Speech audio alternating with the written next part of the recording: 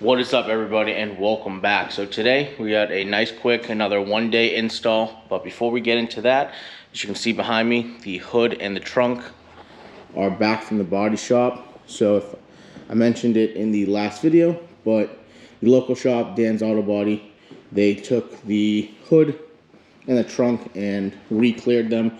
So all along this body line right here where the vents are, the perimeter around the headlights and fender, and this back edge were all starting to fade.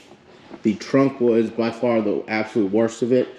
There was all white spots up along the top, going up the duckbill, and it's starting to come up around here as well. So they got these taken care of, and as you can see, the finish is just absolutely awesome. They did it in about like 3 or 4 days from the day I dropped it off, and they're actually smooth now. Prior to this, with the gel coat, they were like, it was almost like they were tacky. I didn't film any of it just because my girlfriend and I spent about half the day, if not more than half the day this past weekend, realigning or trying to realign the trunk and the hood. For those who don't know, these are VIS AMS trunk and hood. They fit pretty bad, but we have it pretty good. I did shim this up to come up to the quarter panels. We did get it aligned. It latches perfectly. This actually looks a lot better alignment wise than it did previously. The hood, same thing. We had to shim it up to meet this. We put the bump stops over here now instead of over here, and was able to get this corner up. Looks pretty good. Definitely doesn't fit as well as my old Gemini hood and trunk did, but this is probably as good as you're going to get with a VIS on one of these cars. But as you can see, the clear coat looks absolutely fantastic. Dan's Auto Body did a great job on these, and I'm very happy with it. But onto today's little project. For those who don't know, I've had this car for 7 years now, and I've just always run the OEM blow-off valve with the Recirc Delete. Thought it sounded pretty cool for the most part, but I was online the other day, kind of impulse bought a HKS SSQV. For these cars, to install this, you will need a adapter plate. This is just a Torque Solution adapter plate, but comes with the snap ring and a couple of other things, but we're probably not going to use any of this. And then all you need is some vacuum line, and I got a thing of hose clamps because I might not use the zip ties that they provide. But like I said, super easy install. Hopefully going to take all of about half an hour, and I don't know, just something fun I decided I wanted to do. So let's get into this. Alright, so for those who don't know, there actually is an up and a downside to these snap rings. So if you can see, it's a little hard to see on camera, but there is a little ridge on this, and that is the upside. So if you take the adapter plate, the ridge goes up, and it's designed with the idea that it helps it slide into the groove here. To install the snap ring on the blow-off valve, as you can see, there's just a little bit of a flat spot right there. You simply put this on, slide it over, and it goes right on. Then put the blow-off valve in there. These Torque Solution ones come with the O-ring already installed, so that's pretty cool. But yeah, put that in there. Then simply just put the snap ring in the groove with a pair of snap ring pliers. And yeah, that's probably the hardest part about this entire install. So I'm not going to bore you with me putting that in. Let's just get this thing on and start bolting the stock one and putting this one back in. Alright, so now that we're in front of the engine bay, as you can see, first off, I do not have the OEM snorkel that goes right here. If you have that still, just take it off. It's 4 little screw rivets.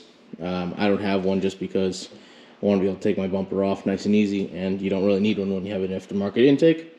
But this is a stock blow-off valve, for those who don't know. It's just 3 10mm bolts and an air hose that's right here. I will be just reusing the stock solenoid spot for the vacuum line for the new blow-off valve. But take these 3 off, put the adapter plate right back where you took this one off. And yeah, it's quite literally that simple. So let's get into it.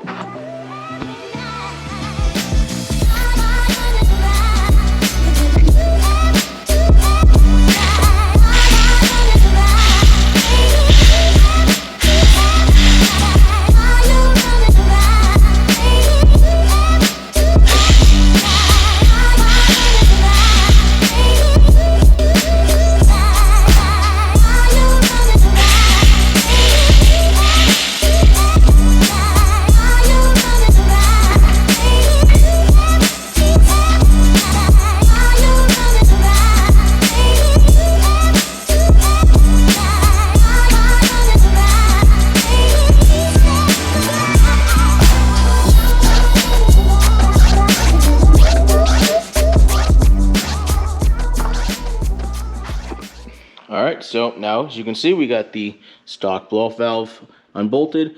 Now the tab right here, or the bracket I should say, that holds the solenoid is going to have to be bent down a little bit just to clear the blow-off valve. And then also this wiring that goes to this plug, it was rubbing on the vacuum line right here, so I just simply unplugged it, fished it down, and plugged it back in, so it's completely free. I already have the new vacuum hose set up, so let's get right to bolting up the new blow-off valve.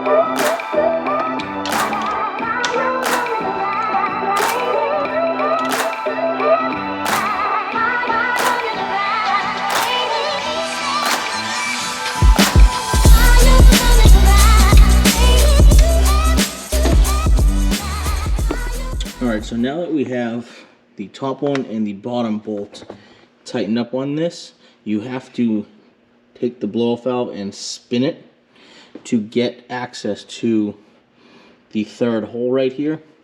So we'll get to that, but I just wanted to stop the video. Note that you have to put two in, spin it, and get access to the third.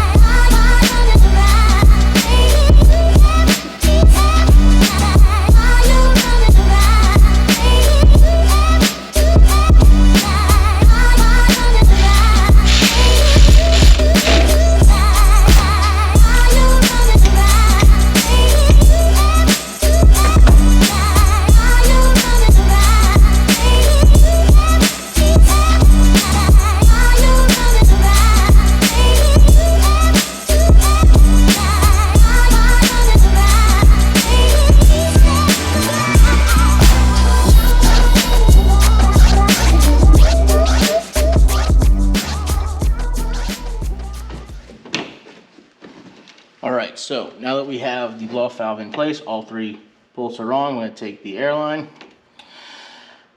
put it on, give it some slack.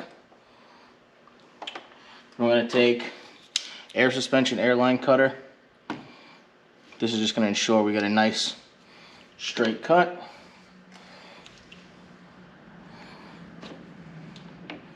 I'm going to make sure this is absolutely perfect.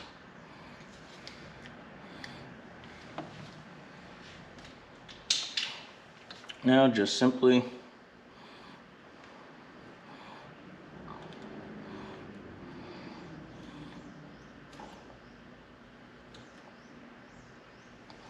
now we are going to take the zip tie HKS provides. The hose clamps I mentioned earlier weren't gripping tight enough, so just going to use what they provide.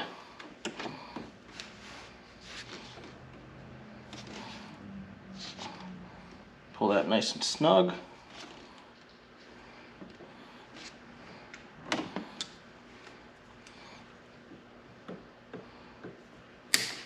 And there you go.